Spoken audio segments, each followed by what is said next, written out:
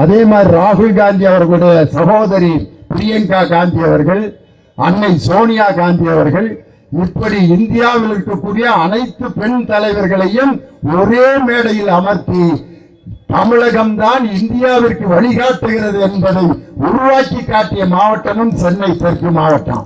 அதனால்தான் இன்னைக்கு தலைவருக்கு என்ன தலைப்பு கொடுத்திருக்காங்கன்னா, எத்திசையும் முத்திரை பதிக்கும் தலைவர். இன்னைக்கு அதான் நிகழ்ச்சியினுடைய தலைப்பு, எத்திசையும் முத்திரை பதிக்கும் தலைவர். இந்த எத்திசைங்கிற வார்த்தையை கேட்டோன்னா உங்களுக்கு எது ஞாபகம் வரும்? தமிழ்தாய் வாழ்த்து தான் ஞாபகம் வரும். நீராறும் கடலுடுத்த நிலமடந்தை கெளிலொழுகும் சீராறும் வதனமதில் திகழ்பரத கண்டமதில் தெக்கனமும் அதில் சிறந்த திராவிடனல் திருநாடும் தக்க சிறு பிறைநுதலும் தரித்தனரும் திலகமுமே அத்திலக வாசனை போல் அனைத்துலகும் இன்பமுற எத்திசையும் புகழ் மணக்க இருந்த பெரும் தமிழனங்கன்னு, தமிழ் என்பது உலக நாடுகள் முழுவதும் பரவுவதற்கு வழி செய்த தலைவர் நம் தமிழகத்தினுடைய முதலமைச்சர். அகில உலக புத்தக கண்காட்சி நம்ம உலக வர்த்தக மையத்தில் நடந்துச்சு. அப்போ ஒரு அமெரிக்காக்காரர் பேச வந்தார். நம்ம முதலமைச்சர் உட்கார்ந்து இருந்தாரு. அப்போ ஒரு அமெரிக்காக்காரர் பேசுவார்னு அறிவிச்சாங்க. Next the felicitation is going to be given by Thomas Butch from Seattle, United States of America. Thomas Butch அப்படிங்கிறவர் அமெரிக்காவிலிருந்து சர்வதேச புத்தக கண்காட்சியில் பேச வர்றார். அமெரிக்காக்காரர் பேச வருவார் அப்படிங்கிறோம். நாங்கள்லாம் அவர் எப்படி பேசுவார்னு எதிர்பார்த்தோம் தெரியுமா? I want to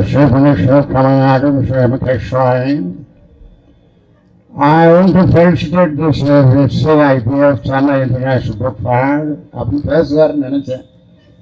ஆனால் அவர் வந்தோன்னா, அனைவருக்கும் வணக்கம், அனைவருக்கும் வணக்கம். உலகம் முழுவதும் பாராட்டப்படுகின்ற தமிழக முதல் அமைச்சர் மு.க. ஸ்டாலின் அவர்கள் என்னையா அப்படின்னு சொல்லிட்டு ஒரு திருக்குறள் ஒன்று சொன்னார் பாருங்க. அப்பா, அந்த திருக்குறள் ஒன்று அவர் தமிழ்ல சொல்லி இசையமைச்சு பாட்டு பாடி, என்ன திருக்குறளை அவர் சொல்லி பாட்டு பாடினார் அப்படின்னு சொன்னா, விரைந்து தொழில் தேய்க்கும் ஞானம் நிறைந்தினது சொலவல்லார் பெரின். இந்த திருக்குறளை அப்படியே பாடினாரு. விரைந்த தொழில் கேட்கும் ஞானம், விரைந்த தொழில் கேட்கும் ஞானம், விரைந்த தொழில் கேட்கும் ஞானம் நிறைந்தனது நிறைந்தனது நிறைந்தனது சொலவல்லார் பெரின் அப்படின்ட்டு அதை அப்படியே இங்கிலீஷ்லையும் பாடினாரு. One who crosses the words and the words, the world crosses against him அப்படின்னாரு. விரைந்து தொழில் கேட்கும் ஞானம் நிறைந்தினது சொலவல்லார் பெரின் அப்படிங்கிற திருக்குறளை ஒரு அமெரிக்காக்காரர் இசையோட பாடி, அது குறளுக்கு என்ன பொருள்னா, யார் இனிமையான பேச்சை பேசி அந்த பேச்சை நடைமுறைப்படுத்துகிறார்களோ அவர்களின் பின்னால் இந்த உலகம் அணிவகுத்து செல்லும் என்ற திருக்குறளுக்கு இலக்கணம் வகுத்திருப்பவர் நம் தமிழ்நாடு முதலமைச்சர். யாரு? அமெரிக்காக்காரர் சொன்னாரியா? நல்ல கருத்துக்களை சொல்லி அதை நடைமுறைப்படுத்துகின்ற தலைவரை உலகமே பின்தொடர்ந்து செல்லும் என்று சொன்னார். அப்படி உலகம் முழுவதும் இன்று பாராட்டப்படுகின்ற தலைவர். ஒரே ஒரு செய்தியை சொல்லி நான் முடிச்சிடறேன். 2 அமைச்சர்கள் பேசணும். இன்னைக்கு கன்னியாகுமரியில பாத்தீங்கன்னா விவேகானந்தர் பாறை பக்கத்துல 133 அடி உயரத்தில் திருவள்ளுவர் சிலை. இது 2க்கும் தனித்தனியா தான் நம்ம போட்ல போகணும். விவேகானந்தர் என்ற அந்த ஆன்மீக தலைவருடைய அந்த பாறையையும் பிறப்புக்கும் எல்லா உயிர்க்கும் என்று பாடிய திருவள்ளுவருடைய சிலையையும் கண்ணாடி பாலத்தில் இணைத்த ஒரு தலைவர் உலகத்திலேயே நம் தலைவர் மு.க. ஸ்டாலின் அவர்கள் தான். விவேகானந்தரின் கருத்தும் திருவள்ளுவர் கருத்தும் ஒரே இடத்தில் சங்கமிப்பதற்கு கண்ணாடி பாலம் அமைத்து இன்னைக்கு திருக்குறள்ங்கிற அந்த நூல் கிட்டத்தட்ட எத்தனை மொழிகளில் மொழிபெயர்க்கப்பட்டிருக்கிறது அப்படின்னு சொன்னா இன்னைக்கு மீண்டும் 75 மொழிகளில் மொழிபெயர்க்கப்பட்டு பைபிள் வந்து 175 மொழிகள்ல மொழிபெயர்க்கப்பட்டிருக்கு. உலகத்திலே அதிக மொழிகளில் மொழிபெயர்க்கப்பட்ட நூல் பைபிள். திருக்குறள் அதுக்கு அடுத்து.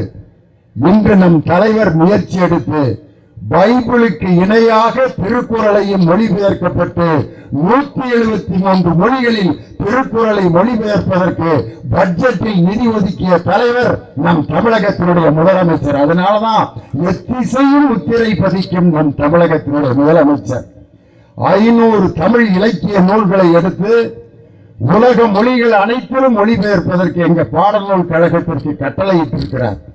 500 தமிழ் இலக்கியங்கள் உலகத்தில் இருக்கக்கூடிய ஆங்கில மொழியில் மொழிபெயர்க்கப்பட்டிருக்கிறது. பொன்னியின் செல்வன் நாவல் ஆங்கிலத்தில் மொழிபெயர்க்கப்பட்டிருக்கு. சிலப்பதிகாரம் ஆங்கிலத்தில் மொழிபெயர்க்கப்பட்டிருக்கு.